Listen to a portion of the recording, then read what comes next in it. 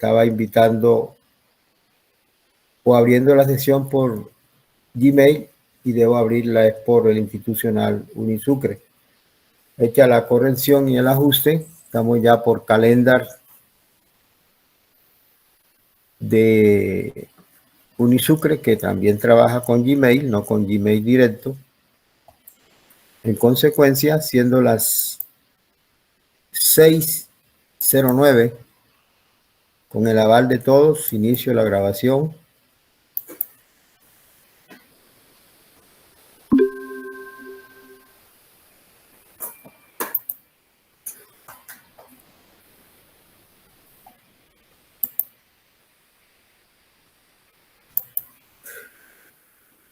Bienvenidos todos hoy a la sesión virtual de la clase sobre biorremediación, cambio climático y la política nacional de cambio climático en Colombia, a todos los estudiantes del curso Saneamiento Ambiental del programa Ingeniería Civil en la Universidad de Sucre, en desarrollo de las actividades académicas del segundo semestre del año 2021, hoy martes 23 de noviembre.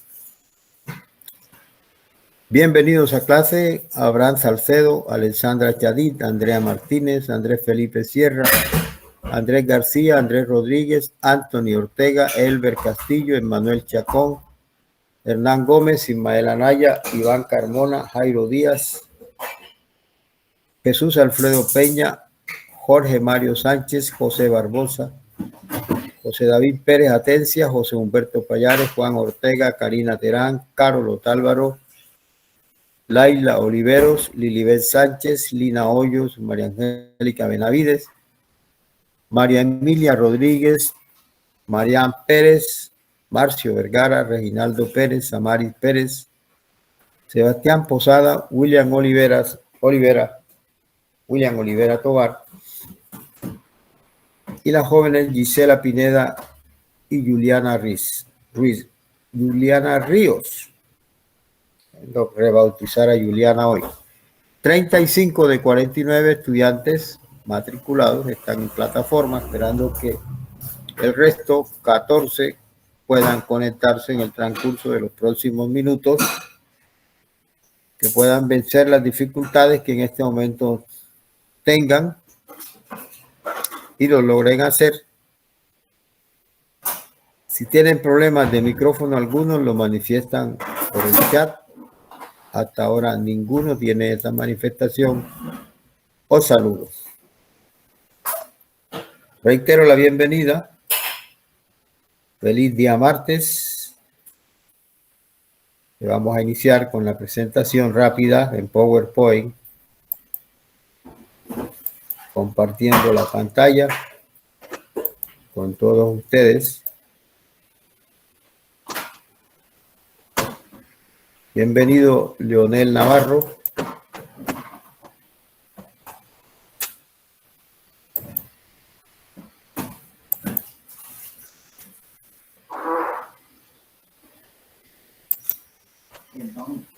En pantalla, biorremediación. Carátula hermosa con esa plantícula que ya emerge de la tierra, sustentada por los nutrientes de ese material de suelo, respirando aire natural, recibiendo la luz solar, motor de la vida en el planeta Tierra, y buscando desarrollar su proyecto de vida, tal como el de nosotros, ella desde lo más incipiente de su ciclo biológico.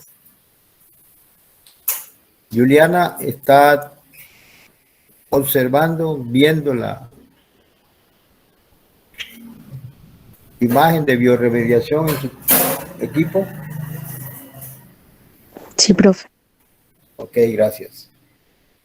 Estos 4 nombres, Edgardo, J. Mario, Enid, Marcela y Jesús David, son compañeros ya graduados. Expusieron este tema en el aula de saneamiento ambiental y el primer semestre del año 2020. Siempre guardo los mejores trabajos como una recopilación de temas ejecutivamente expuestos, así presentados, y obviamente como elemento evaluativo, y posteriormente los uso para aportar material en el desarrollo de la asignatura. Bioremediación. Conceptos clave. Vamos a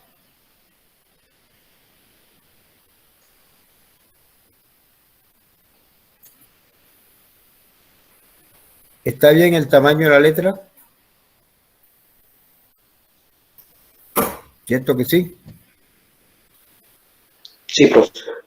Listo, gracias. Se denomina contaminación ambiental a la presencia de componentes nocivos, ya sean químicos, físicos o biológicos en el medio ambiente. Entre paréntesis, entorno natural y artificial. Cierra paréntesis, que supongan un perjuicio para los seres vivos que lo habitan, incluyendo a los seres humanos. La contaminación ambiental está originada principalmente por causas derivadas de la actividad humana, como la emisión a la atmósfera de gases de efecto invernadero o la explotación desmedida de los recursos naturales. Aquí, como la emisión, le agregamos el adjetivo excesiva, como la emisión excesiva a la atmósfera de gases de efecto invernadero, ya que los GEI siempre han estado básicamente vapor de agua, dióxido de carbono y metano, como bien nos expusieron los compañeros, si no estoy mal, del grupo 9 recientemente. La foto nos muestra las orillas de un gran cuerpo de agua, el cual devuelve a la tierra los materiales que a él le han sido arrojados por fenómenos naturales o por acciones de la raza humana, acciones antrópicas. Puede ser el fondo de un golfo marino, o puede ser la ribera de un gran lago, de una ciénaga. Yo me inclino por pensar que es una ciénaga, aunque en el horizonte la embarcación que se ve allá flotando tipifica embarcación marítima.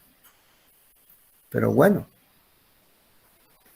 puede estar conectado este cuerpo hídrico acuidulce con el mar. Pero esto es muy natural en cualquier rincón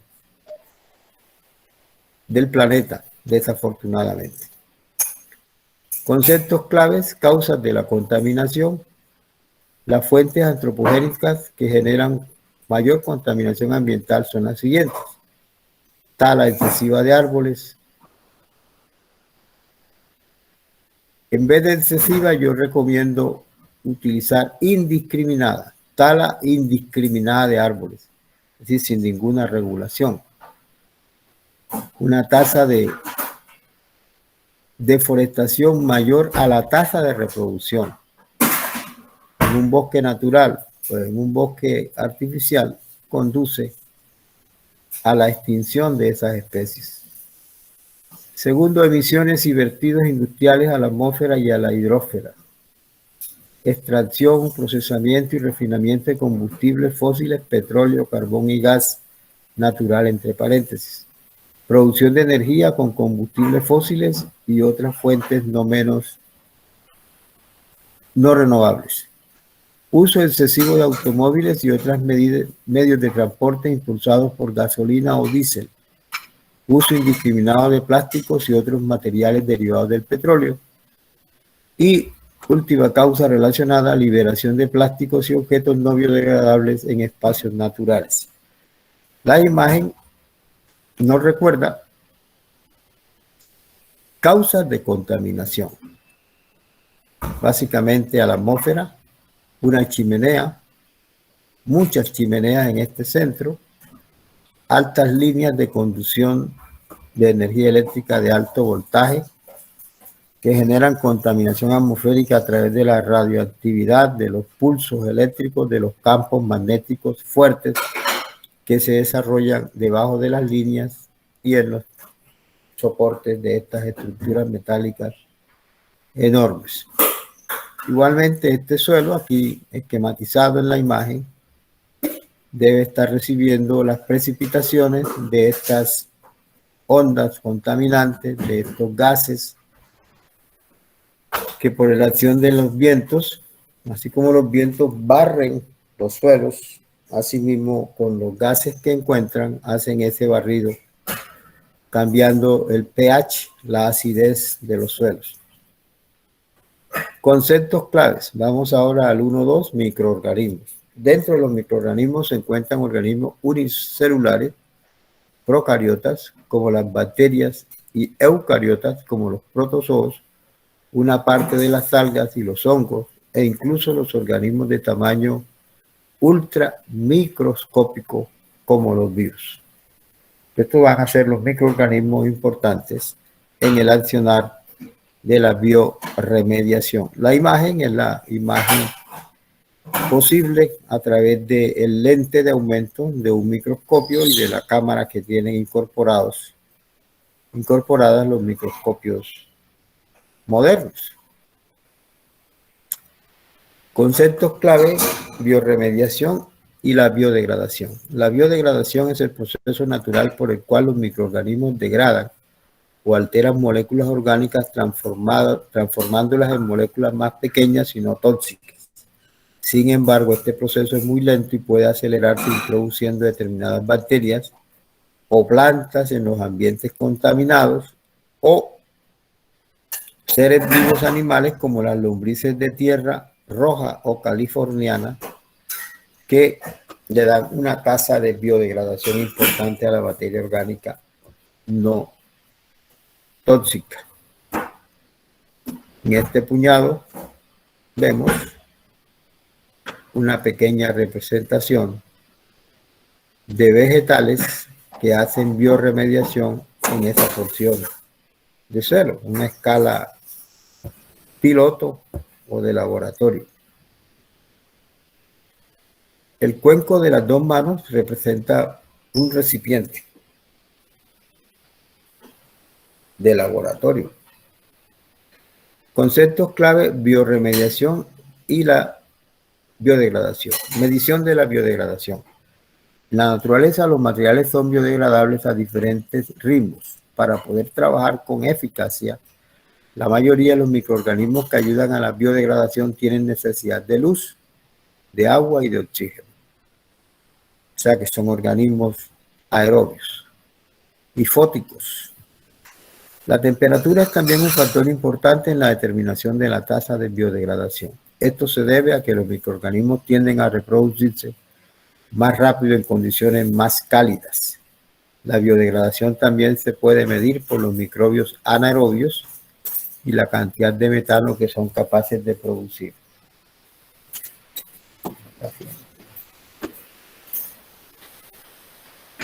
Entonces, esta frase de que esto se debe a que los microorganismos tienden a reproducirse más rápidamente en condiciones más cálidas nos da enseguida una información formidable. Un núcleo de condiciones de diseño, de los tratamientos, de los residuos líquidos, gaseosos y sólidos. Entonces, una planta de tratamiento de aguas residuales domésticas tendrá una mayor tasa de biodegradación en clima cálido como el nuestro que en clima frío como Manizales o como Bogotá o como Tunja. Las bacterias con la temperatura cálida de 25 a 38 grados tienen una mayor eficiencia como organismos de degradación de la materia orgánica que representan esas aguas residuales. Para tener en cuenta, según la condición ambiental en donde les va a tocar laborar, su profesión. Bioremediación y la biodegradación. Tiempo mínimo de biodegradación de algunos productos. Los productos que están relacionados con la viñeta son representativos de su género, de su especie, de su comunidad. Entonces, las hortalizas y todo su mundo se biodegradan al quinto día. El papel entre 2 y 5 meses, dependiendo obviamente de la estructura de celulosa que constituya ese papel. El algodón se biodegrada a los 6 meses, las cáscaras de naranja a los 6 meses, la lana de 1 a 5 años, el cartón a los 5 años, el cuero a los 24 años, el nylon a los 30 años, el estaño, que es un metal, a los 50 años, el aluminio se biodegrada en 1 siglo, las bolsas de plásticos en 5 siglos, el vidrio en 1.000.000 de años, vienen siendo 10.000 siglos, 10.000 siglos, 1.000.000 de años. Y la espuma plast nunca se biodegrada. No es posible biodegradar materiales, elementos que contengan o que se hagan con espuma plast. Eso es artificial, pero acuérdense que allá en los biomas de tundra y de taiga, en la frontera con el Ártico, existe el suelo que se llama permafrost, que es natural, pero muy poco biodegradable. Seguimos conceptos claves: bioremediación o biocorrección. Se define como el empleo de organismos vivos para eliminar o neutralizar contaminantes del suelo o del agua. En los procesos de bioremediación generalmente se emplean mezclas de microorganismos, aunque algunos se basan en la introducción de cepas definidas de bacterias u hongos. Vean esta plántula en ese tamaño de laboratorio haciendo bioremediación en ese núcleo de suelo, que por el color, por la textura que muestra la imagen, es un suelo orgánico, seguramente desprovisto de toxicidad, porque la toxicidad que asimile la estructura radicular de esta plántica la mataría. Ahora, se llama biocorrección porque se está refiriendo al contenido de carga contaminante. La corrige en el sentido, obviamente no la aumenta, la disminuye. Eso se llama mitigación, reducción de la carga contaminante. Ese es el trabajo de un organismo bioremediador, biocorrector de carga contaminante, para que el suelo quede en unas condiciones de niveles de concentración que le permiten ser un buen hábitat para la vida vegetal en este caso. Se tienen bioremediadores que asimilan el 100% de la carga contaminante presente en el suelo o en el agua. Un ejemplo de bioremediadores de cuerpos de agua dulce y aún salada son la lenteja de agua, el bullón de agua, con mucha eficiencia. En menor grado de eficiencia, la famosa tarulla. Esas estructuras radiculares sumergidas que ellas tienen, fibrosas, frondosas, profundas, van permitiendo, mediante acciones de correlación, asimilar los contaminantes suspendidos en el agua en las capas superficiales, porque todos estos elementos vegetales que les he mencionado son flotantes en la superficie de agua. Entonces, hay bioremediadores para el suelo y hay bioremediadores para el agua. Un ecosistema terrestre y acuático a la vez, o sea, un ecotono, como se llama, que hace transición entre el cuerpo de agua y el continente, o sea, y el suelo, Es un humedal, un pantano, que está pisando suelo y está pisando agua a la vez. Tiene las botas metidas en el agua, pero está sustentado por el suelo que está inundado, que está sobresaturado, que está sumergido. Entonces, en ese aspecto, hay plantas de ese ecosistema que es un ecotono, así como suena, ecotono. El sufijo es tono de melodía, el prefijo es eco de ecológico, ecotono. Esas plantas tienen la propiedad de biodegradar la materia orgánica que está suspendida allí en esa capa de agua. Y acá en la región de nosotros, de la sabana y de los montes de María, existe la enea, un pasto de estos ambientes.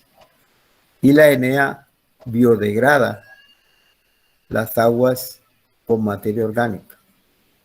Asimila el componente orgánico y el agua queda con menor carga contaminante y en una condición físico-química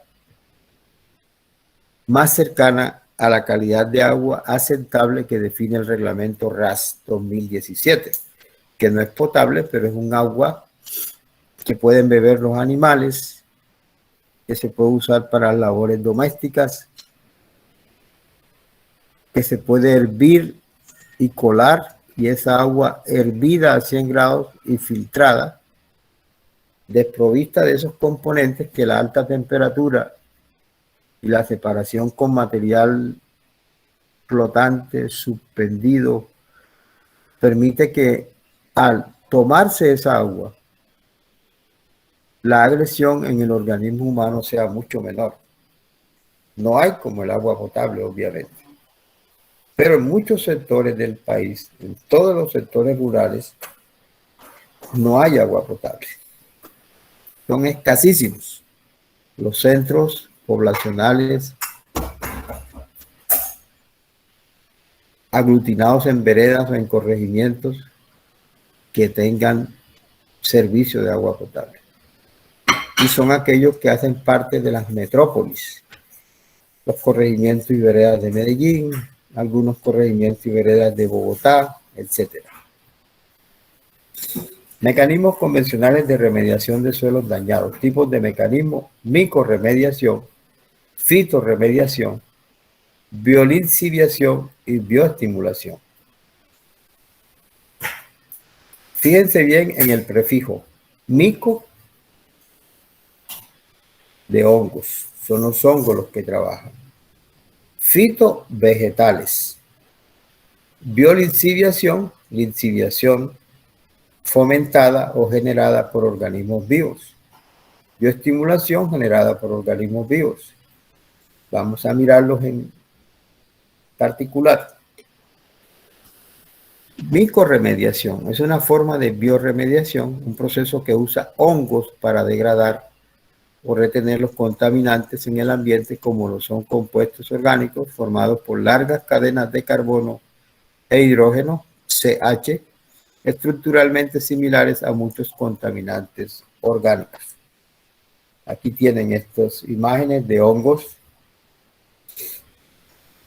sobre todo este, que lo habrán podido ver en sus paseos en invierno por bosques en donde las estructuras vegetales que han caído, que han muerto, que están en descomposición, muestran la acción ficorremediadora para contribuir a que esta estructura molecular, como es la madera, se simplifique a agua, CO2 y metano.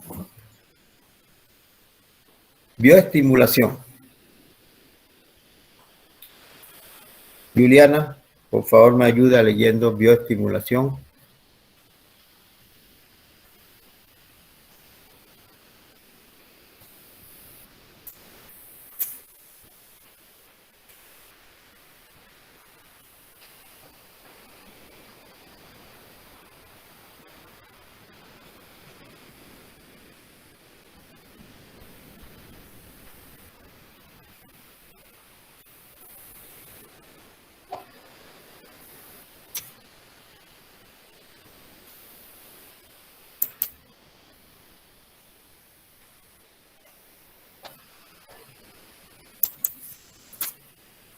Juliana como que no puede en el momento. La bioestimulación es una técnica en la cual se adicionan macro y micronutrientes al suelo para estimular el crecimiento microbiano y así aumentar la población de microorganismos. Esta imagen es fruto del café. El cultivo del café usa estas técnicas de bioestimulación para darle fortaleza nutricional al suelo, y esa acción en la estructura radicular de la planta de café conduzca a unos mayores rendimientos de la cosecha. Fitorremediación, la imagen lo dice con el vegetal.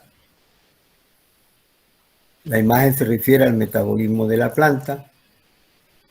La planta hace absorción por la estructura radicular, hace absorción a través del tallo y de los follajes de las hojas, y hace biodegradación en la rizosfera, que son estos nódulos en las raíces. Los nódulos son nodos, nuditos orgánicos, anatómicos, en donde salen las derivaciones, las raíces menores. Esa es la rizosfera, con Z, rizosfera. Y estos punticos y romboides son los contaminantes que el suelo obtiene. Entonces, a través de este metabolismo propio de una planta fitorremediadora, separa del suelo los contaminantes. Por ejemplo, se ha probado con trabajos de investigación con yuca y ñame, que son tubérculos, pero también con arbustos como el matarratón, que son fitorremediadoras de mercurio. En el sur de Sucre, en el sur de Bolívar, donde está esta actividad minera intensa, tanto la empírica como la tecnológicamente organizada, hay mucho vertimiento, mucho drenaje de residuos de esta actividad minera con alto contenido de mercurio, que el mercurio es parcialmente soluble en el agua. A la vez recordamos la exposición, lo que ya conocemos, es aéreo en la forma Hg sub 0.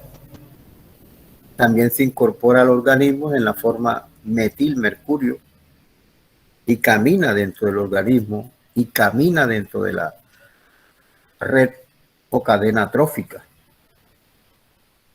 que llega hasta nosotros. Entonces, estos organismos específicos, cultivándolos en este tipo de suelos contaminados, tienen como acción la fitorremediación. En particular, pues son vegetales fito, y lo extraen del suelo disminuyendo la concentración, disminuyendo la carga contaminante por mercurio en estos casos. Estos materiales que incorporan a su botánica a través del accionar del xilema y el fluema, que incorporan estas sustancias contaminantes que están en el suelo, la incorporan a su estructura botánica, no pueden ser alimentación para las vacas, por ejemplo.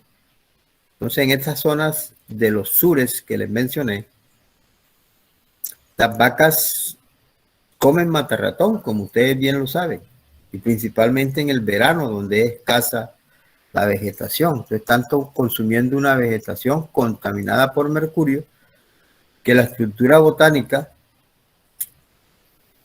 por el metabolismo natural de la planta, lo ha incorporado desde el suelo, y al suelo llegó por escorrentía, por precipitación, etc. Ahora sí leamos. El término fitorremediación proviene del griego de fito, que significa planta, y remedium, que significa recuperar el equilibrio, y es una técnica que aprovecha la capacidad de algunas plantas para absorber, acumular, metabolizar, volatilizar o estabilizar contaminantes presentes en el suelo, aire, agua o sedimentos como metales pesados, compuestos orgánicos y compuestos inorgánicos como los derivados del petróleo. Biolixiviación. En términos generales se puede decir que la biolixiviación es una tecnología que utiliza bacterias específicas para extraer un metal valioso como el uranio, el cobre, el zinc, el níquel o el cobalto, presente en la mina o en un concentrado mineral. Entonces, la lixiviación siempre es expresión de un medio acuoso. Lixiviación es un jugo, el que se genera en un relleno sanitario cuando la maquinaria compacta las celdas, entendiendo por celdas una capa inferior de residuo sólido urbano envuelto por arcilla, un sándwich de arcilla en donde la materia prima interna es el residuo sólido, la basura. Al comprimir la maquinaria, esos paquetes llaman celdas, se va generando lixiviación. Sale de la capa de basura o de residuo sólido urbano. Esa lixiviación corre por gravedad. Entonces, si usted quiere biolixiviar en un relleno sanitario, debe inocular a ese jugo, en ese lixiviado, bacterias específicas para extraer los contaminantes que el residuo sólido contiene y que hay en la celda por acción bacterial, por oxidación, por temperatura, sobre todo cálida, se vuelve acuoso, escurre, y esa lixiviación contiene componentes que el residuo sólido recolectado en los andenes y en los comercios de una urbe, de un pueblo, tienen. Van a los camiones y los camiones al relleno sanitario. Y según esta expresión, son muy utilizados en los centros industriales mineros, donde se extraen estos materiales.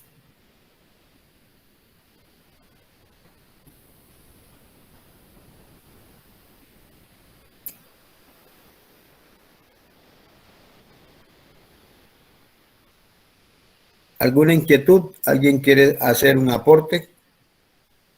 Bien puede hacerlo.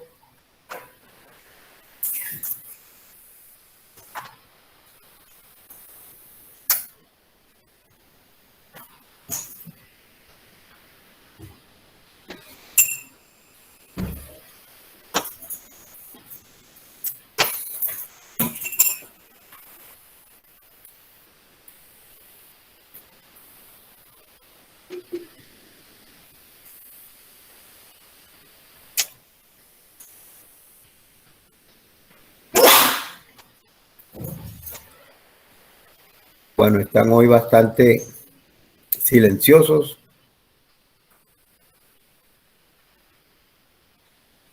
Y no están muy prontos para colaborarme en la lectura. Mecanismos no convencionales de remediación de suelos contaminados. Profe, Sí, yo le puedo ayudar. adelante, gracias.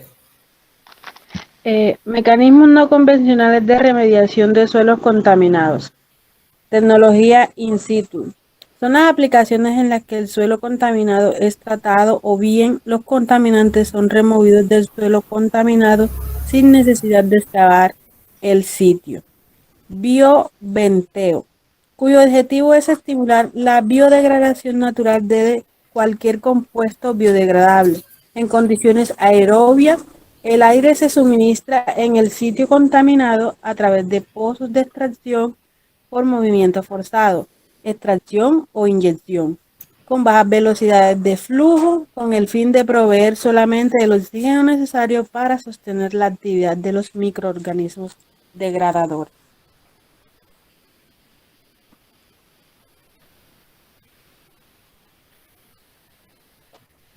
Adelante.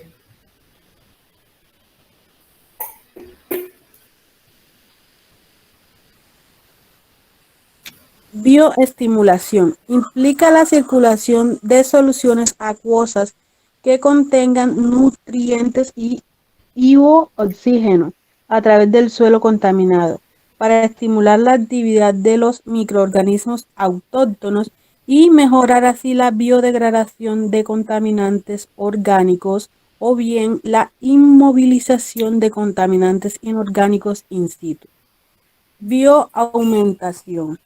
Se utiliza cuando se requiere el tratamiento inmediato de un sitio contaminado o cuando la microflora autóctona es insuficiente en número o capacidad degradadora.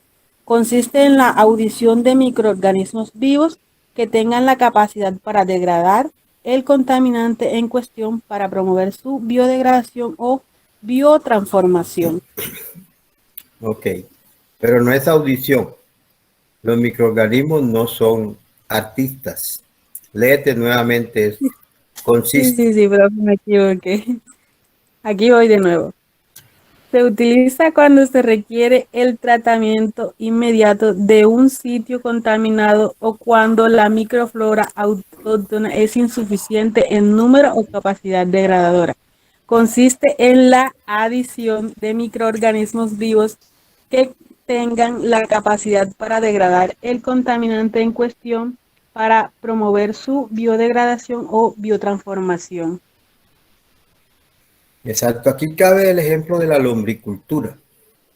Las lombrices se aplican en una materia orgánica que se ha creado mezclando residuos vegetales con suelo orgánico, ambos componentes desprovistos de toxicidad, de elementos tóxicos.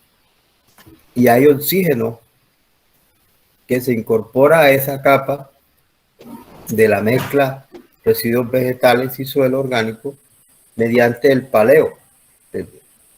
Hace paleo de esa capa, póngale de 10 metros de largo por 3 de ancho, espesor 20 centímetros. Se palea, se palea, se palea. Lo que busca es homogeneizar la mezcla, pero también airearla, oxigenarla. Y eso tiene una tasa de biodegradación. Pero si le colocamos lombrices en ese ambiente preestablecido, las lombrices van a aumentar la tasa de biodegradación. Ahí es donde la lombriz de tierra roja o californiana hace bioaumentación. Aumenta la tasa de biodegradación.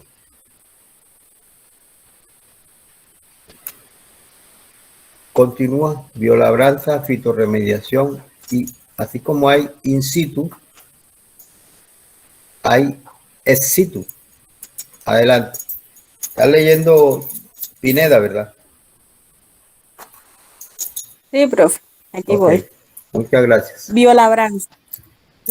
Durante el proceso de biolabranza, la superficie del suelo contaminado es tratado en el mismo sitio por medio del arado. El suelo contaminado se mezcla con agentes de volumen y nutrientes y se mueve periódicamente para fortalecer su aireación.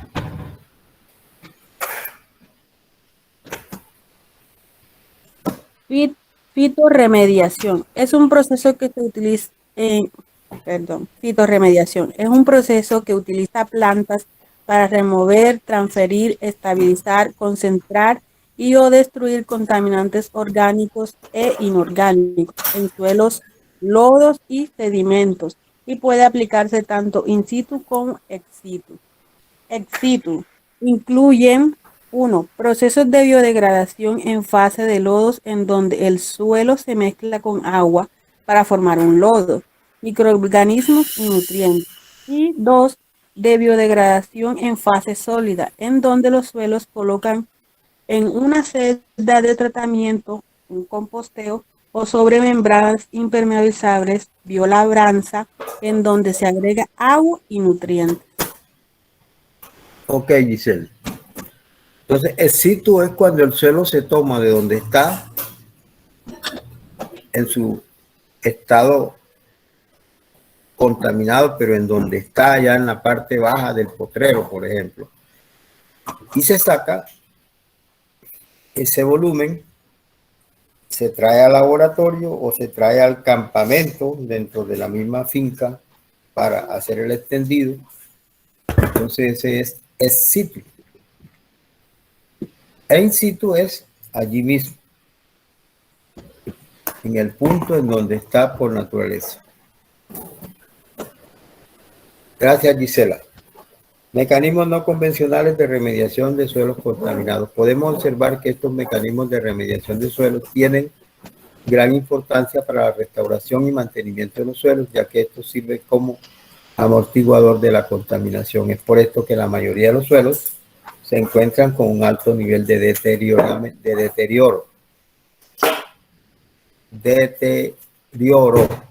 no deterioramiento. Los suelos necesitan restaurarse para poder utilizarlos para cultivos y otras actividades económicas. Un mecanismo muy fácil para esto es el uso de composta o materia orgánica que sirve para nutrir el suelo y por lo general suele ser muy económico. La minería y aguas domésticas tratadas. La remediación bacteriana de metales pesados. Las bacterias del suelo también pueden interaccionar con los metales mediante mecanismos de extracción, bioabsorción con D, bioacumulación, biomineralización y biotransformación. Esta absorción con D es de adherencia. La absorción con B es para succionar e incorporar al cuerpo del que absorbe.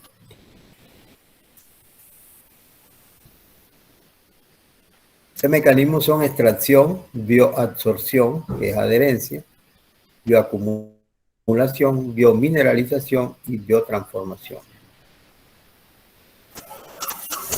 El mercurio y la minería, el trabajo con totumas metálicas o totumas de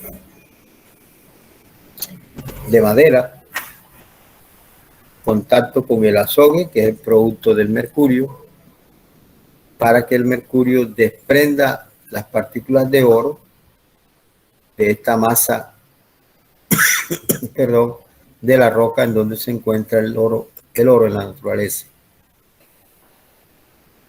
El ciclo del mercurio, que ya los compañeros encargados expusieron, de que en el ciclo del mercurio todos los caminos conducen al hombre.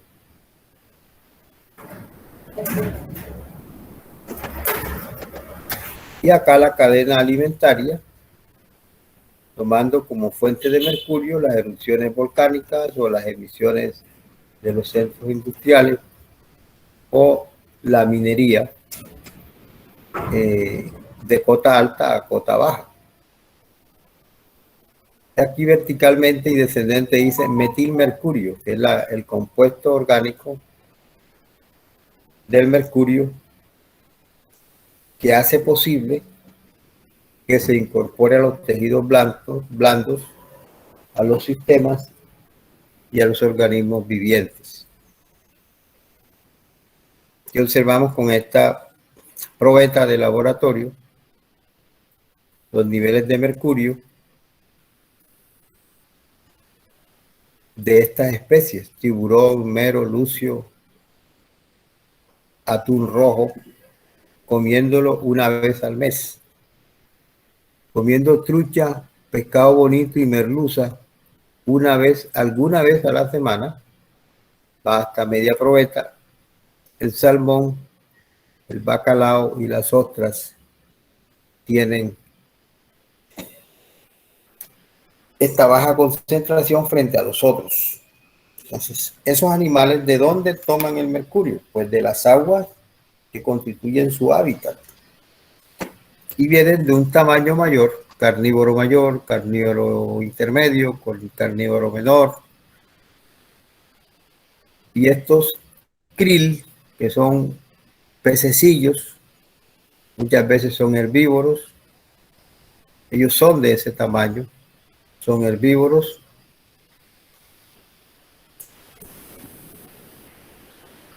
Y se alimentan de las floras que se llaman microfloras o flora acuática de los fondos de estos cuerpos de agua, sobre todo de los cuerpos de agua dulce. Bioremediación del mercurio. Ciertos grupos de bacterias soportan altas concentraciones de mercurio. Esta resistencia se encuentra codificada en genes que permiten modificar la forma contaminante. La forma contaminante, repito, es metilmercurio, cuya fórmula es CH3Hg. CH3 es el metil. Metil viene de metano. Y transformarlo en una forma menos tóxica o en mercurio elemental, HGO. También puede presentarse una acumulación o retención del químico en la biomasa microbiana. Bioremediación del mercurio mediante arbustos como el del matarratón. Si ustedes leen esto aquí abajo, se refiere a la contaminación por PCBs, que no son mercurio. PCBs son los compuestos estos gaseosos provenientes, entre otras, de la refrigeración. Bioremediación con vegetales acuáticos. Aquí está un experimento con estanques. Estanques, como observan, con superficies verdosas, o sea, están eutroficadas, hay alto contenido de nutrientes. Aquí es donde les menciono el trabajo de las eneas, montemarianas, tabaneras. Son seres muy potentes biológicamente hablando, que gracias a procesos fisiológicos son capaces de absorber los contaminantes presentes en el agua. Microalgas, entonces se hacen unos estanques con estas formas para darle mayor longitud y tiempo al proceso de biodegradación.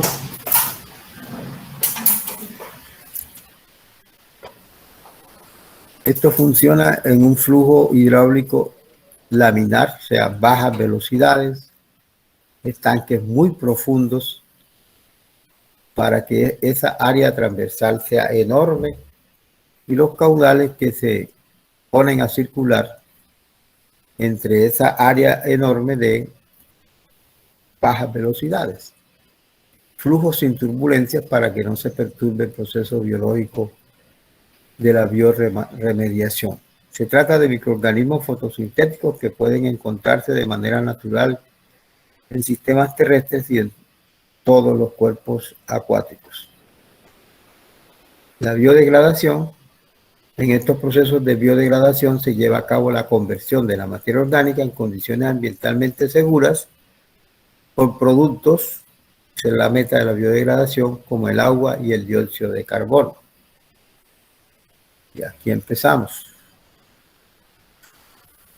Cerramos este paquetico de conocimientos.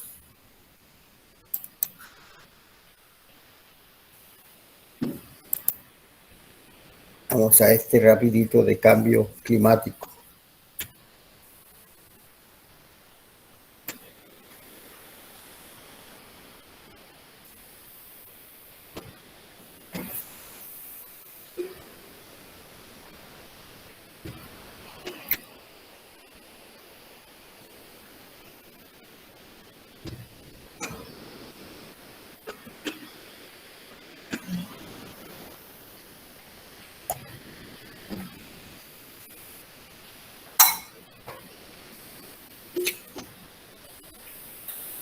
La propuesta es un rápido repaso de lo que es cambio climático antes de entrar a la política nacional colombiana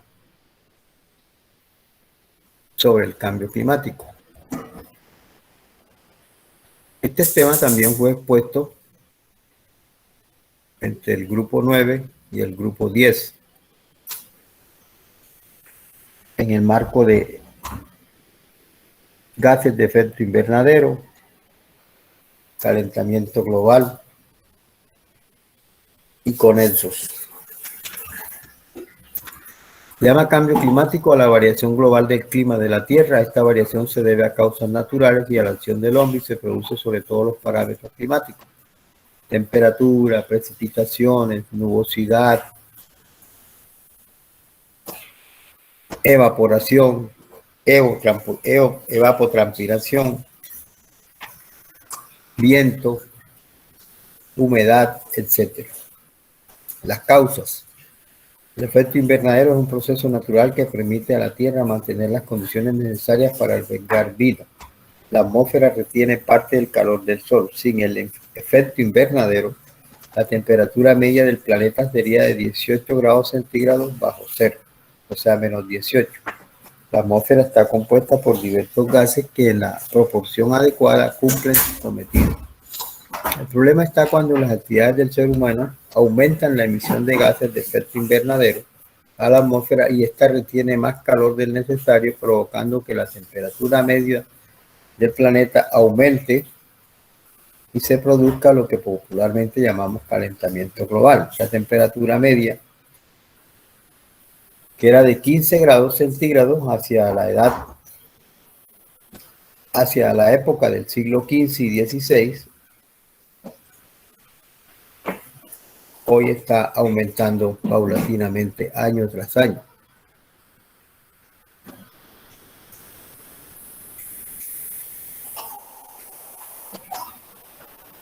Este mapa mundi nos muestra cómo en estos 5 años, de hace 50 años, aumentó la temperatura sustancialmente en estas zonas del planeta.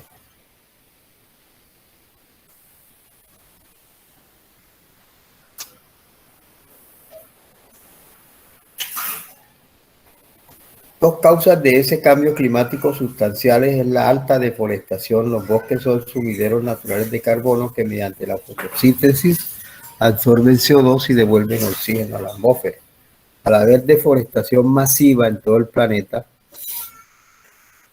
ya no había quien asimilara esas grandes cantidades de CO2 en tantos kilómetros y miles de kilómetros cuadrados y millones de hectáreas. Y este CO2 no asimilado o no secuestrado o no sumido por los árboles ascendió paulatinamente desde el siglo XVII, cuando inició la era industrial, la era moderna. Y por ende la producción de oxígeno para nosotros disminuyó significativamente. La otra variable que ha generado este calentamiento global es la alta tasa de aumento de la población humana. Dejó de ser geométrica, dejó de ser exponencial, dejó de ser logarítmica. Ahora ella misma desarrolla una curva enorme de crecimiento medida en rangos de 5 años, de 2 años. Es impresionante la forma en que la población aumenta. Y un valor agregado para medir el aumento es la gran depredación de los recursos naturales como materia prima alimentaria y no alimentaria para sostener esta población. La no alimentaria se refiere a los recursos naturales que son tomados para generar combustibles.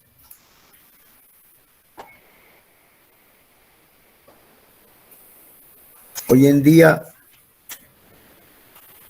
casi que en medio año la población humana de la Tierra consume lo que debería consumir en un año. Lo consume hasta julio, inicios de agosto.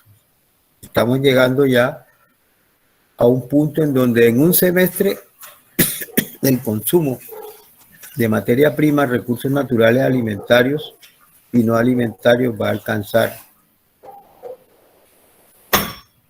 el volumen de un año. Es decir, que se necesitarían 2 años de explotación de recursos naturales para alimentar 1 año de necesidades alimentarias de la población. Consecuencias del cambio climático. La temperatura sube entre 1 y 5 grados. El nivel del mar subirá de 10 a 90 centímetros. Aumentará la frecuencia e intensidad de los desastres naturales. Los cambios en la distribución geográfica de enfermedades transmisibles por vectores. Claro, como las zonas templadas se van calentando, entonces los mosquitos se van para allá. Ya en el eje cafetero hay paludismo, hay malaria, hay dengue. Esas ciudades andinas ya no están en mesetas, ya tienen una parte más alta que la meseta y otras viven en las partes más bajas de la meseta. Esas zonas húmedas y a la vez calienticas son el hábitat predilecto de estos mosquitos, de estos vectores. Aumentarán las muertes y enfermedades asociadas a la disponibilidad y calidad de alimentos y agua. Habrá desaparición de algunas ciudades costeras por el ascenso del mar, obviamente. Factores modificadores del nivel del mar. Fusión de los casquetes de hielo. El agua pasa de la fase sólida a la fase líquida y escurre rápidamente. Ejemplo, aquí en Santa Marta. En los últimos 60 años, el área en kilómetros cuadrados de hielo sólido, que constituye las cumbres Cristóbal Colón y Simón Bolívar, se han derretido, se han fundido por el calor, por la temperatura alta, o que ha aumentado con respecto al promedio de la temperatura fría en esas cumbres a más de 5.000 metros de altura sobre el nivel del mar. Esos grandes volúmenes de agua líquida nadie los retuvo, nadie los retiene, pasan por los ríos, por los riachuelos y se van al mar. Es ahí la crisis del acueducto de la metrópoli de Santa Marta. Los ríos ya llevan unos caudales muy por debajo de los caudales de diseño que Santa Marta demanda. La oferta hídrica disminuyó. Entonces, por eso la solución que han planteado es llevar agua cruda contaminada de la boca de cenizas de la desembocadura del río Magdalena en el Mar Caribe a través de un ducto, de una línea de aducción, porque es agua cruda, subacuática por dentro del mar hasta un sitio terrestre en Santa Marta y ahí someterla a todo tipo de procesos de tratamiento para convertirla a agua potable. Una obra compleja, carísima, con muchos enemigos, sobre todo en el centro del país, pero hasta ahí ese nivel ha llegado a buscar soluciones ante los factores drásticos del nivel del mar como efecto del cambio climático, como efecto del calentamiento global. El hielo de las cumbres de la Sierra Nevada se convirtió en agua, el agua pasó de largo hacia el mar. Hoy no está como fuente de abastecimiento de Santa Marta y todo su distrito. Los ríos Huachaca y sus demás compañeros en la red hidrográfica ya no están.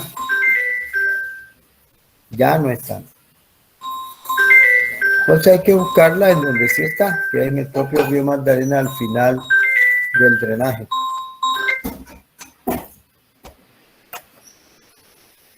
El otro factor que mencionan estos chicos es extracción de aguas subterráneas, construcción de embalses, cambios en la escorrentía superficial, expansión térmica. Cada uno de ellos es discutible ante el factor de que modifican el nivel del mar.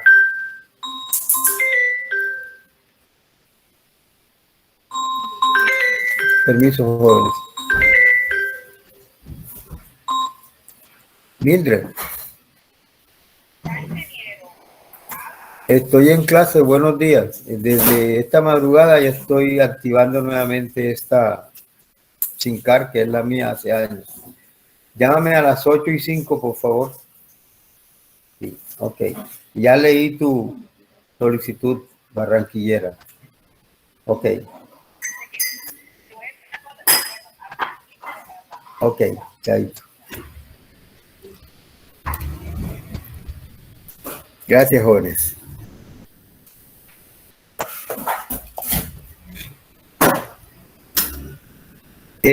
La extracción de aguas subterráneas como factor modificador del nivel del mar es discutible. Si se refiere a la ubicación de los acuíferos costeros como Arroyo Grande en Bolívar, Morrosquillo en Sucre, finalmente los volúmenes de agua subterránea que se han extraído a lo largo de siglos y que se han acrecentado ahora en el siglo XX y en este XXI, no son tan enormes como para modificar el nivel de una masa tan grande como es un mar. Caso la Florida, caso Mar de Plata en Argentina, el caso del acuífero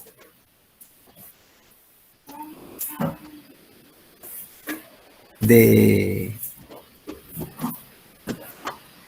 toda esa costa del Mediterráneo europeo.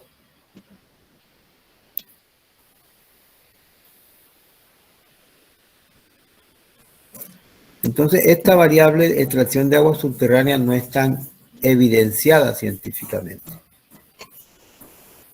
Una política planetaria de construcción de embalses consiste en que se retenga agua dulce embalsando ríos cuyos cauces van al mar. Pues grandes volúmenes de agua en millones de metros cúbicos se necesitan para llenar un embalse con fines multipropósitos, y esas aguas ahí retenidas con fines hidroeléctricos finalmente también van al mar, porque el embalse se va renovando en sus aguas como un balance: agua que entra, agua que queda, agua que sale. La que sale va al mar.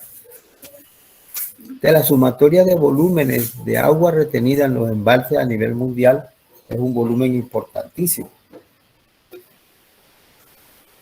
pero están distribuidas a lo largo y ancho del planeta, la mayoría internos en los continentes terrestres y no cercanos a las costas. Pero son ideas, ¿no? Alternativas, hipótesis.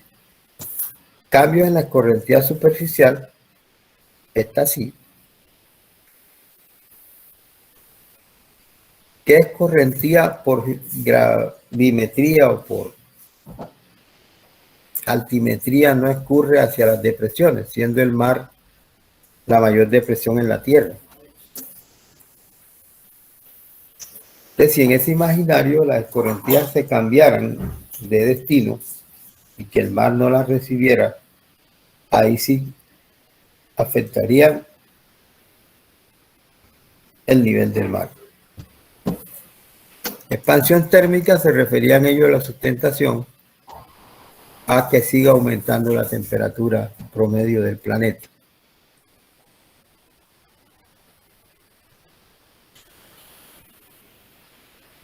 El cambio climático tiene en consecuencia una influencia directa y de suma importancia sobre los recursos hídricos. Los impactos sobre estos recursos se manifestarán no solo en la variación de la cantidad, sino también en la alteración de la calidad y en su distribución temporal. Un volumen menor de agua disponible provocaría el empeoramiento de la calidad de las aguas y fenómenos como el aumento del nivel del mar asociados al calentamiento global y el descenso de niveles piezométricos en acuíferos conectados hidráulicamente con el mar favorecería los fenómenos de contaminación por intrusión marina. Entonces veamos. Imaginémonos que estamos en Tolú. Uno desciende 25 metros desde el puente sobre el Pechelín, que está a la entrada de Tolú Viejo, hasta cero aquí, en el parque de Tolú. Ahí está el mar, 0 metros.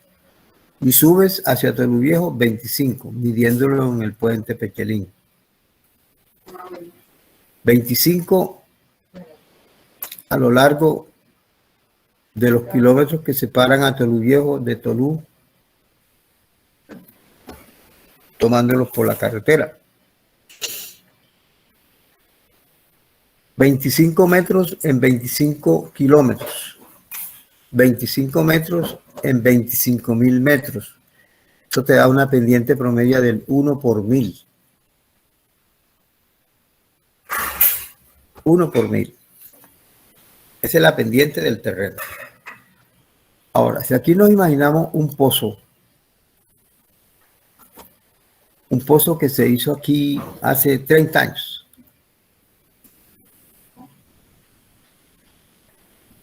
Que sobresale acá. Que el pozo está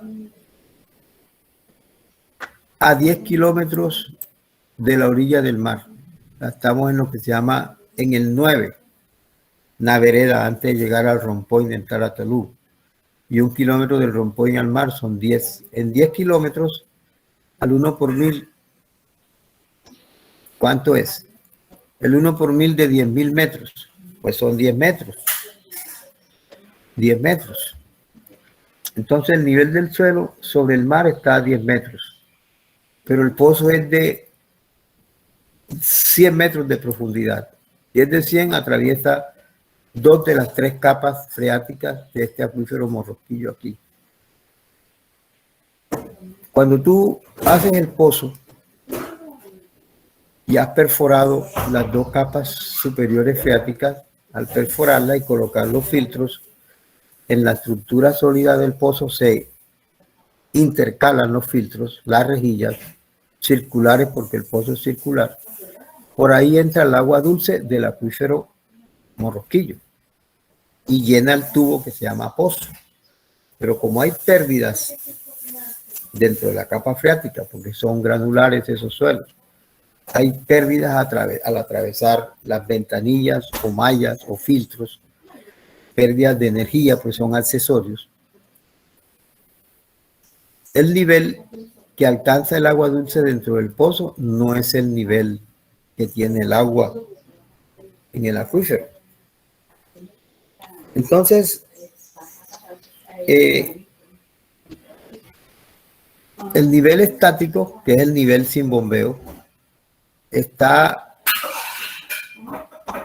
a 5 metros del suelo y el pozo es de 100. 5 metros del suelo. Entonces, si este aquí es, dijimos, 10 metros, ¿cierto? 10 kilómetros, a 10 kilómetros de la playa, al 1 por 1000 da 10 metros, y el agua está 5 metros por debajo del suelo, porque la boca de pozo sobresale del suelo. Entonces está 10 menos 5, está a más 5 sobre el nivel del mar. A más 5 sobre el nivel del mar. Cuando prenden las bombas, según la potencia, según el caudal que vas a establecer, el nivel estático, que está a más 5 sobre el nivel del mar, el nivel se abate 20 metros. Se pasa de más 5 a menos 15, porque el cero es el mar, a menos 15. ¿Y el mar dónde está? El mar sigue estando en el cero. Entonces, si yo estoy en cero, cota superior del mar, y el agua dulce en bombeo genera un nivel que se llama nivel dinámico y está a menos 15, ya el agua dulce no derrama sobre el mar. Lo hacía cuando estaba a más 5. Ahora es el mar el que fluye hacia adentro, como lo dice esta flecha. ¿Y cómo atraviesa y llega a la estructura del pozo y al acuífero? A través de las capas freáticas, que es donde está el agua dulce en esta formación rocosa que se llama acuífero Morrosquillo. Entonces, de 0 a menos 15, quiere decir que el mar desciende 15 metros hacia adentro del continente. ¿Por qué canalitos? Por las capas freáticas donde está el agua dulce. Y esa intrusión que hace el mar es lo que se llama intrusión salina o intrusión marina, que es salina por el mar. Intrusión marina. Entonces, el agua que llega del mar es agua que no es dulce, es salada. Pero desde el punto de vista de agua dulce, la calidad de agua dulce que tiene el acuífero Morrosquillo empieza a alterarse y forma este triángulo de bizcochitos café que se llama cuña marina. Cuña marina. Se genera aquí una interfase. Aquí los dos tipos de agua se encuentran, la dulce y la marina. Si yo aumento el bombeo, si ya tengo más de un pozo y entre Coveñas y la zona norte de Tolú hay 1100 pozos y unos cuantos en la región de San Onofre que trabajan la mayoría con operación particular, por la mayoría, 1000 pozos son particulares. El estado entre Coveñas, San Antonio de Palmito, Santiago de Tolú y San Onofre, el estado no tiene 100 pozos. Son grandes periodos de bombeo, 16 horas al día, 24 horas al día, en temporada alta. Entonces ese nivel dinámico se baja demasiado, ya no a menos 15, sino a menos 60 hoy en día. Entonces el mar tiene razones para ser intruso hacia el continente. Y estamos leyendo que el cambio climático está subiendo el nivel del mar. Luego la cota piezométrica del mar va a ser más alta con respecto a los niveles dinámicos de agua dulce.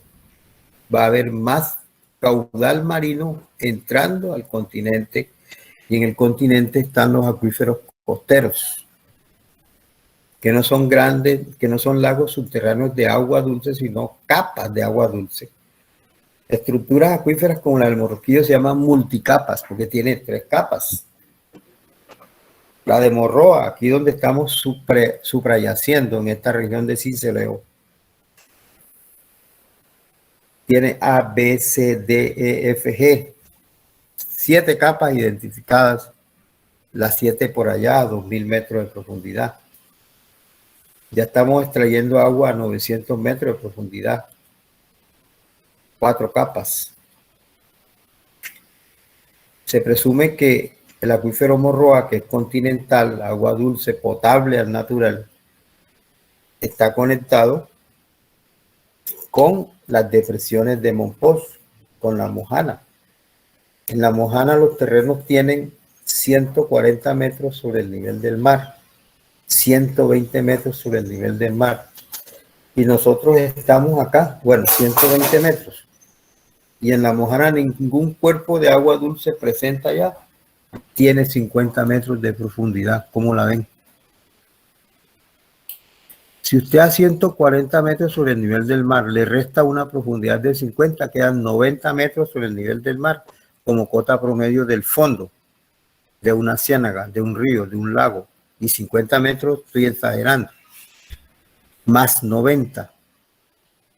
El agua en la Mojana, el agua en la depresión Momposina. Y acá estamos haciendo pozos de 800 y 900. La profundidad es 10 y 11 veces mayores. Luego el flujo de agua dulce es de allá de la Mojana hacia acá, hacia la sabana.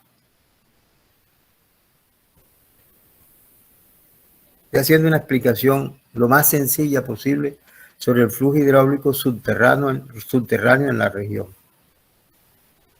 Costa y mar, continente y depresión Momposina. Entonces esas teorías de que el agua del acuífero Morroa se está acabando no son tan ciertas. Pero decir que el acuífero Morroa, que no tiene una recarga natural suficiente acá, en donde él es fuente de abastecimiento, puede estar siendo recargado subterráneamente por las formaciones acuidulces de la Mojana, que son enormes vasos de agua. Pero eso tampoco se ha demostrado. Hay que hacer un transepto, que es una topobatimetría desde aquí, del campo San Jorge, del acuífero Morroa, en donde están los principales pozos en caudal y profundidad, en línea recta hacia el sur de Sucre, tomando cotas, tomando abscisados, haciendo perfiles,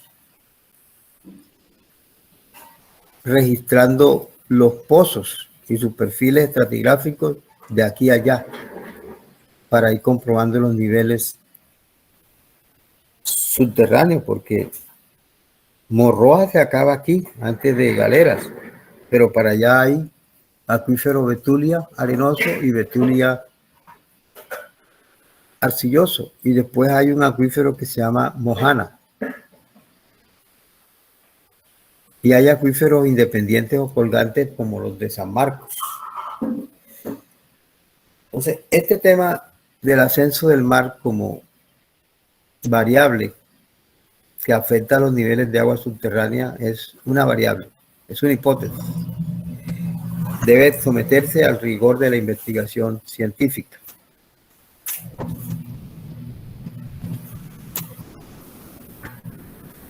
Aquí les expliqué lo más esquematizadamente lo que es la intrusión marina, cómo el acuífero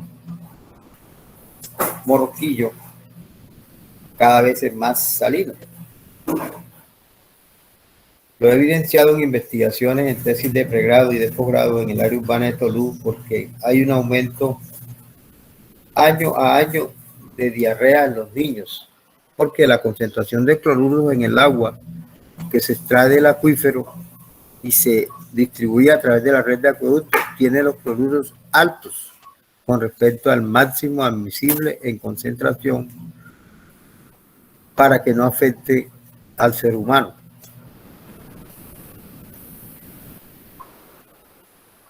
La conductividad aumenta con el contenido de sal. Entonces el agua de Tolú cada vez es más conductora de la corriente eléctrica. Tiene una conductividad mayor a través de los 40 años de operación que tiene la batería de pozos en la zona de Tolú. Bueno, sí, continuemos porque este es un tema largo, hermoso, obligado para todos nosotros, obligado. Veamos en este cuadro, las temperaturas extremas producen fenómenos de estrés térmico, olas de calor, pero también olas de frío, olas de sequía y también olas de inundación. Efectos en la salud, enfermedades cardiorrespiratorias, también aparecen alergias, asma, bronquitis. Fenómenos meteorológicos extremos, huracanes, sequías, vientos. Fenómeno evidente comunicacional, desastres, inundaciones, sequías y vientos huracanados. Efectos en la salud, efectos sobre la salud física y mental, entre paréntesis, estrés postraumático por desastre, riesgo de malnutrición. Factor, enfermedades infecciosas transmitidas por el agua y alimentos. Fenómeno, contaminación hídrica y alimentaria. Efecto en la salud, enfermedad diarreica aguda, que es EDA, muy mortal para los niños, el cólera. Infecciones por Escherichia coli, es decir, que los alimentos o el agua que toman los seres humanos tenga presencia de las bacterias que tenemos en nuestros intestinos, que son las que se investigan en las muestras de agua a ver si está contaminada bacterialmente. Shigellosis, otra bacteria infectante. Leptospirosis, enfermedad bacterial, viral, perdón. Está ahí disparada junto con el dengue en los Montes de María. El dengue se tomó a Cartagena, se está tomando a Sincelejo. Fiebre tifoidea, altamente conocida, alta, mortal. Hepatitis A, Dios nos libre de todo esto, que es un reguero de enfermedades y de pandemias, de epidemias en el mundo a partir de los cambios climáticos. Porque las condiciones cálidas en tiempos de calentamiento permiten que la población de estos vectores aumente. Como ellos transmiten enfermedades, pican al mico, pican al perro, pican al gato, pero esos animales no se contaminan. Los débiles somos nosotros, los seres humanos, somos los vulnerables. Pican a las ratas, el mosquito pica a los murciélagos. O sea, pican a sus propios depredadores muchas veces. Otro factor son las enfermedades infecciosas transmitidas por vectores. Modificaciones en la distribución de los vectores, lo que les digo, ya los Montes de María son un hábitat propicio para las enfermedades del trópico, pero ahora el eje cafetero, donde la temperatura ha subido, se han vuelto calienticos. Entonces, por las corrientes de aire caliente, los mosquitos viajan arrastrados por los vientos y encuentran una temperatura ideal para desarrollarse en un ambiente frío. Aquí tenemos dengue, paludismo, fiebre chikungunya, fiebre amarilla, hantavirus, enfermedad de Chagas, leptospirosis, encefalitis de San Luis, fiebre del Nilo Occidental. Me faltó la socia del chikungunya, ¿cómo es que se llama? La de palabra con tica me falta aquí. Zika. Zika, gracias, muy amable. El Zika está aquí. La Zika, como dicen los peruanos. Efectos del cambio climático. Miren esto, el Nevado del Ruiz, allá arriba de Manizales, entre el 59 y el 2016, o sea, en 57 años, cómo se redujo el área de hielo en el Nevado del Ruiz. Allí, en esta formación, está un volcán Arenas, que es activo en Colombia. El de las fumarolas, que 4, 5, 6 veces al año llena de cenizas a la ciudad de Manizales. El Nevado del Cucuy, hacia la zona de Boyacá, Llanos Orientales, en 56 años, del 60 al 2016, vean la reducción del área y masa de hielo que ha ocurrido por el aumento de la temperatura en el planeta, en particular en esta zona de Sudamérica. Y son alturas de más de 3.000 metros. Aquí estamos en Manizales hablando de 4.000. En el Cucuy igualmente 4.000. A nivel de drenajes de la red hidrográfica, caños cristales, la ausencia de color en esta imagen de contraste en años posteriores a esta, que es la que adorna las postales, es porque las algas se han muerto. Se reduce la turbulencia porque el caudal de agua ha disminuido por estos cauces asimétricos. Al bajar la oxigenación, las algas, que son aerobias, se mueren. Miren acá, algunos reductos de algas rojizas quedan ahí como adheridos a los peñascos del fondo de lo que antes era este raudal. Blanqueamiento de corales ocurre en el fondo del mar, como ya pusieron los compañeros en las primeras jornadas de exposición, al escoger este ecosistema natural. El coral se estresa por la alta temperatura y expulsa un protozoo responsable de la coloración. Entonces, si el protozoo se va, esto queda incoloro, que abajo en el fondo del mar es blanco. El blanqueamiento de los corales. También se produce por la acidificación del agua de mar. Esto según el panel intergubernamental sobre cambio climático. IPCC se debe a que los océanos han absorbido el 30% del CO2 emitido. Además, según una investigación de la Universidad Nacional, también influirían los aportes de agua dulce y la sedimentación en el blanqueamiento de corales. Caso la bahía de Cartagena. Por el canal del dique, cada vez el río Magdalena desemboca más volúmenes ahí en esa zona del Mar Caribe, y por la dirección de las corrientes, mucha fracción de esa agua dulce va superficial y superficialmente hacia adentro de la bahía de Cartagena. Y en esas profundidades de 15, 18 metros, sector del lago, el laguito, los corales han entrado en ese estado de deterioro, blanqueados. Pérdida de playa y erosión costera es el ejemplo de Coveñitas, el mar con su hidrodinámica y su fortaleza, reclamando las áreas que se han rellenado para hacer puertos, estaderos, cabañas, vías. Y hoy lo llamamos erosión costera. El mar es el que está reclamando, el intruso es el accionar del hombre. Eventos extremos, las lluvias, los incendios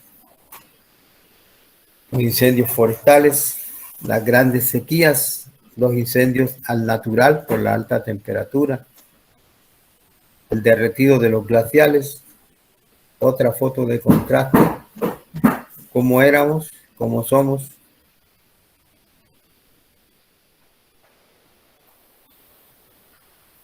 En todas estas transmisiones de los eventos ciclísticos a nivel europeo se observan siempre estos temas.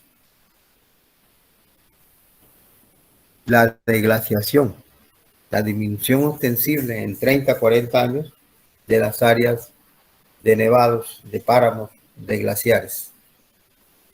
Animales en peligro asociados a la fauna y la flora. Con esos cambios que hemos observado atrás, pues tiene que haber masacres, extinciones, muertes de vegetales, de animales, de todos los tamaños, tanto en ecosistemas terrestres como en ecosistemas acuáticos. Recuerden los grandes incendios, van ahora en diciembre a cumplir 2 años que se iniciaron y que empataron en Australia esos incendios con el inicio de la pandemia. Todavía no saben el inventario de las extinciones por fuerza mayor del incendio que hubo en esos bosques de reserva, áreas de reserva protegida, muy naturales, muy sagrados, donde aún no permitían la inclusión de turísticos, de orden turístico, porque estaban organizando, precisamente diseñando las rutas de exploración y de conocimiento de esas áreas, por demás con especies salvajes. Cambio climático en la flora es la desertización, el crecimiento de los desiertos, todas esas áreas verdes vecinas de los desiertos, en La Guajira, en el Huila, aquí en Colombia, por el aumento de la temperatura, de ambientes ásperos, se va creando un área importante sin vida significativa, y el desierto la va incorporando con sus altos vapores calientes y vientos calientes, va desertizando esas áreas vecinas, y en áreas las zonas de desierto van creciendo. Así ha crecido el Sahara en el norte de África. Aquí en Colombia el desierto Guayú ha crecido hacia la Guajira Media, y en el Huila esta zona de San Agustín, por contraste con mapas satelitales, ha permitido concluir que ha crecido significativamente, creando extinción de muchas especies de flora y fauna que no se adaptan a los nuevos ambientes ásperos.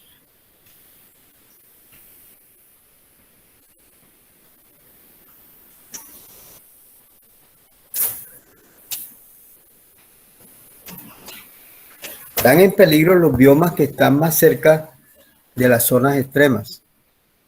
Los biomas alrededor de la línea ecuatorial, donde la temperatura es la más alta del planeta, y los biomas cerca de los polos ártico y antártico, donde las temperaturas son extremadamente bajas. Entonces, esos efectos van a generar una alteración en la distribución de estos conjuntos de ecosistemas afines que se llaman biomas. Por ende, la unidad de un ecosistema, que son las especies, cuya suma forma comunidades y las comunidades forman, cuya suma forma poblaciones y las poblaciones sumadas forman comunidades, se están alterando.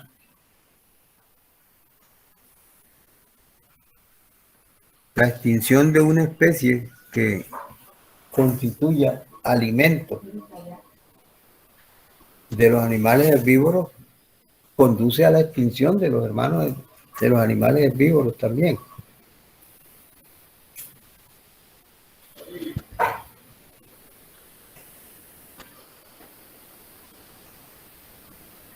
Estos temas de aumento del CO2, con el aumento de la temperatura, con la deforestación, con la superpoblación, igualmente fueron expuestos por los compañeros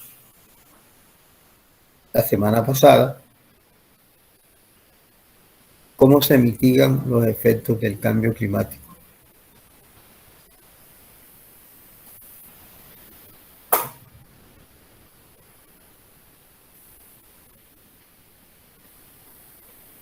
En algún aspecto yo soy fatalista. Ya hay cosas que no se pueden recuperar. Se pueden disminuir las tasas de afectación, pero no evitar la afectación que ya viene en marcha. Porque son siglos de causalidades de los efectos del cambio climático. El cambio climático no es del siglo XX, viene desde el siglo XVII generándose a unas tasas cada vez más altas, y en ello hoy estamos empezando a pagar las consecuencias. Va a haber mucha hambre, muchas enfermedades, mucha sequía, mucho exceso de agua con las lluvias y mucha población que va a quedar sumergida por mar y por agua dulce. Ingeniería civil y medio ambiente.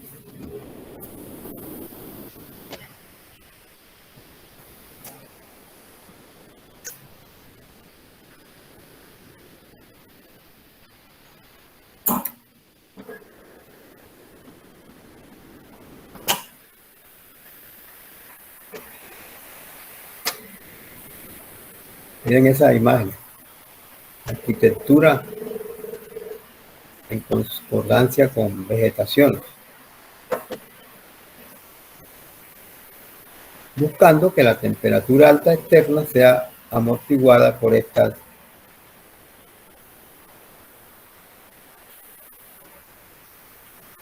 estructuras de fachada. Como seres vivos necesitarán que se les atienda, que se les irrigue, que se les pode. Complicado.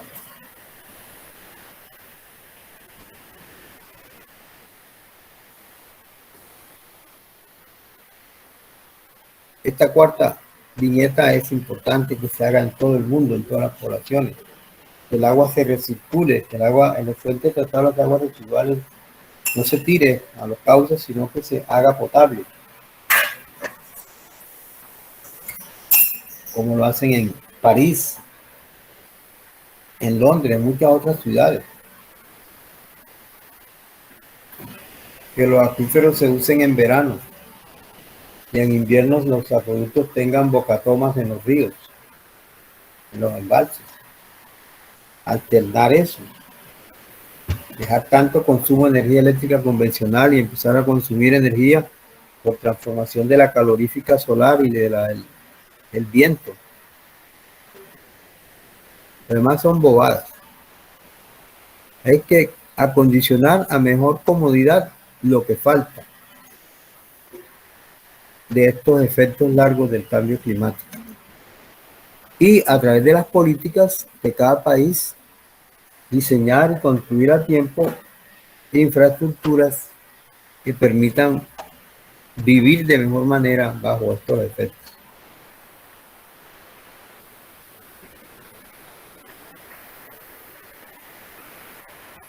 Vean otras viviendas, en vez de ser rectangulares hacia adentro de la propiedad, son rectangulares en el frente, a lo largo del ancho de la propiedad. Y lo demás, zonas verdes, es decir, que los hábitats de los seres humanos sean longilíneos y no anchos, y no altos, y mucha área verde entre una habitación y otra, alternando arbustivos con gramíneas, con hierbas.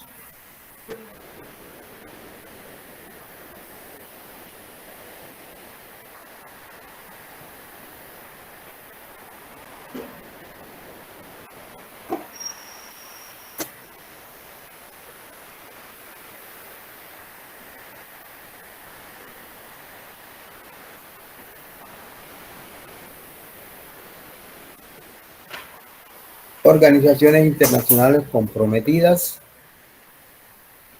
con la acción climática. Sin embargo, ahora el 26, la semana pasada, volvieron a reunir y no llegaron a grandes compromisos ni hubo grandes rendiciones de cuentas sobre resultados favorables.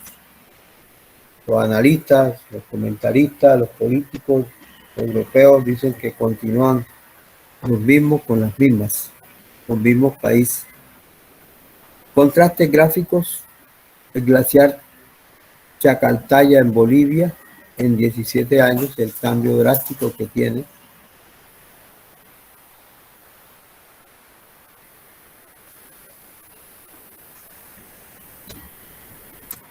En Tailandia, la bahía Maya en 6 años, vista desde perspectivas distintas, claro.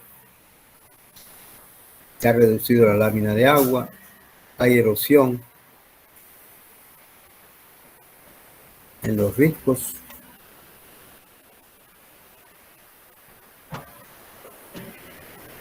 Pareciera que donde era naturaleza, ahora establecido hay una pequeña población o un campamento, una infraestructura pesquera.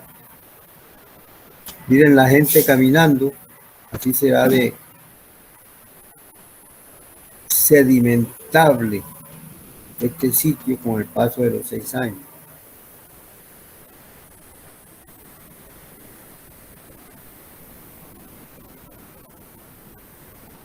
El lago Poopó en Bolivia, en 6 años, cómo redujo su área de cuerpo hídrico, cómo han disminuido o desaparecido los drenajes de agua dulce que lo alimentan. Bueno, ese es el documento.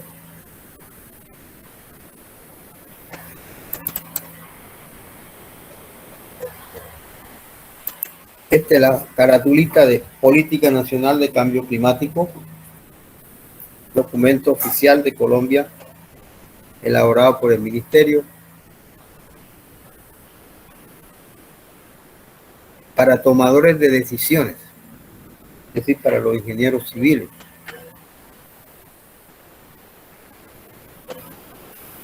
Una carátula que muestra exuberancia de biodiversidad de un bosque húmedo tropical y muestra acciones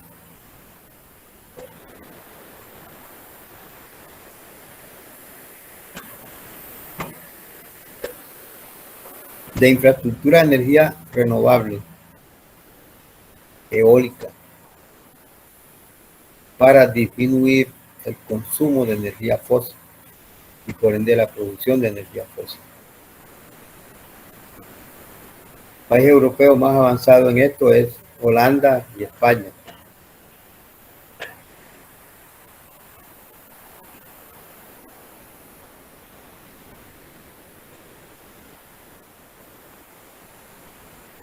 Promulgado hace 4 años, gobierno de Juan Manuel López, ministro el chocuano Luis Gilberto Murillo.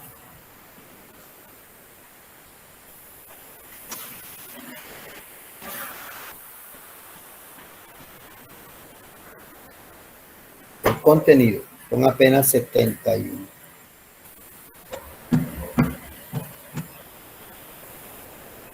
...64 hojas, páginas.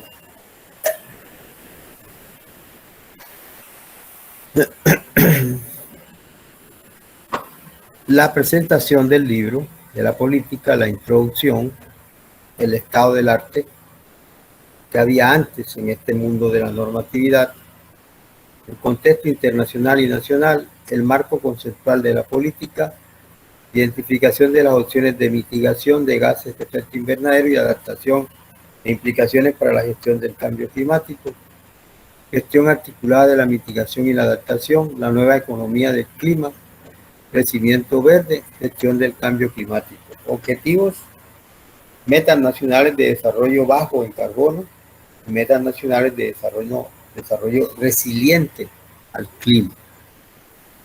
Líneas estratégicas, aquí están todas. Líneas instrumentales, estructura de articulación institucional para la gestión del cambio climático, plan de acción, trae la política, seguimiento y evaluación y referencias bibliográficas. Y el léxico, siglas y acrónimos. Es importante, ingenieras, ingenieros, aprenderse esto. Es el lenguaje del ingeniero civil en este mundo de los efectos del cambio climático. No solamente son los efectos, sino los planes de acción, los proyectos, las obras civiles, cuya construcción, cuyo diseño, construcción y operación conduzcan a mitigar el efecto, a darle convivencia y salud a la raza humana en medio de la adversidad del clima y sus manifestaciones. Entonces les dejo como tarea leer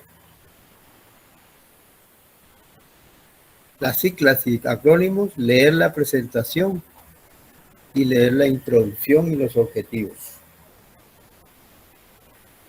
Estado del arte.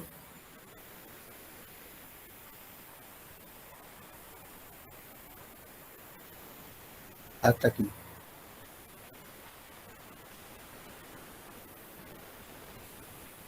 Hasta el contexto. Bueno, ya hoy 23.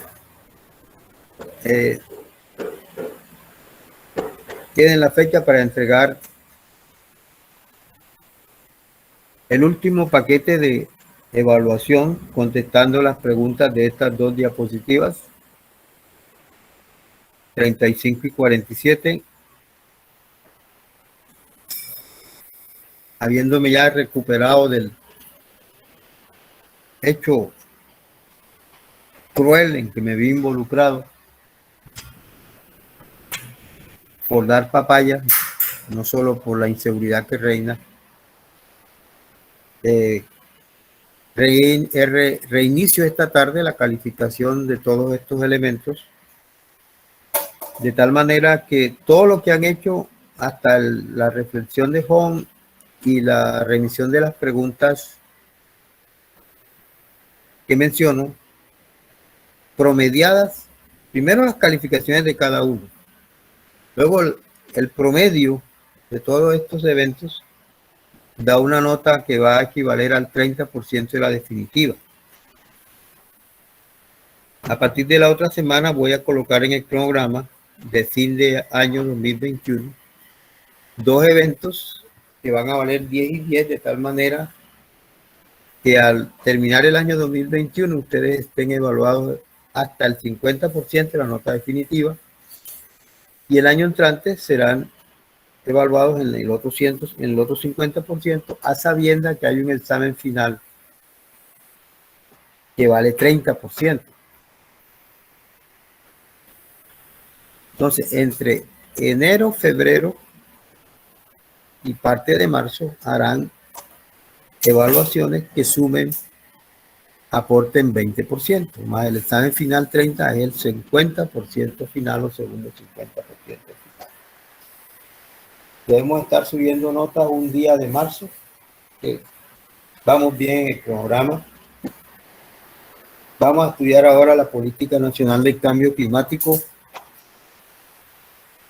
Vamos a proyectar nuestra profesión dentro de esa política. Luego entraremos al tema de calificación de la contaminación desde el punto de vista cualitativo y cuantitativo. Una vez que hagamos esos estudios sobre los temas de contaminación ya a nivel de evaluación ambiental, evaluación de impacto ambiental, miraremos varios ejemplos como la construcción de la avenida Alo en Bogotá, avenida longitudinal de Occidente, que atraviesa un área protegida que es el humedal La Conejera.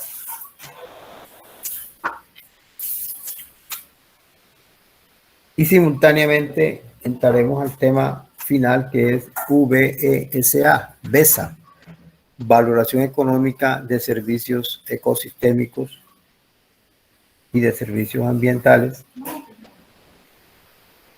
que incluye el tema economía circular.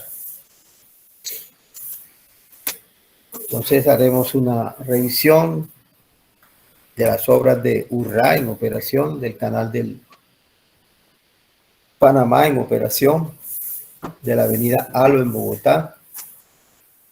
Estudiaremos cómo se hace la evaluación económica de un proyecto teniendo en cuenta los servicios ecosistémicos que se suprimen al cambiar un bosque por una cantera, un bosque lineal por una carretera 4G, etcétera. Muchas gracias, siendo las 7:57 de la mañana de hoy, martes 23 de noviembre de 2021, en desarrollo del segundo semestre académico en la Universidad de Sucre, doy por terminada esta sesión virtual de saneamiento ambiental. Profe, una pregunta. ¿Se escuchó? Profe, en la actividad que hay que entregar hoy están las preguntas de la diapositiva 32 y 47. Las preguntas de la diapositiva 47 fueron las preguntas que entregamos la vez pasada. ¿Se le anexan nuevamente la respuesta en este trabajo o solo se envían las de la diapositiva 32? Solamente me envían las que hagan falta. Ah, listo, profe, gracias. Con mucho gusto. Reitero mi pensamiento y mi deseo que tengan un bonito día. Que Dios nos guarde, nos cuide, nos bendiga y seamos correspondientes con Él. Que le demos gracias, que lo amemos, que lo respetemos. Dios les bendiga. Buen día.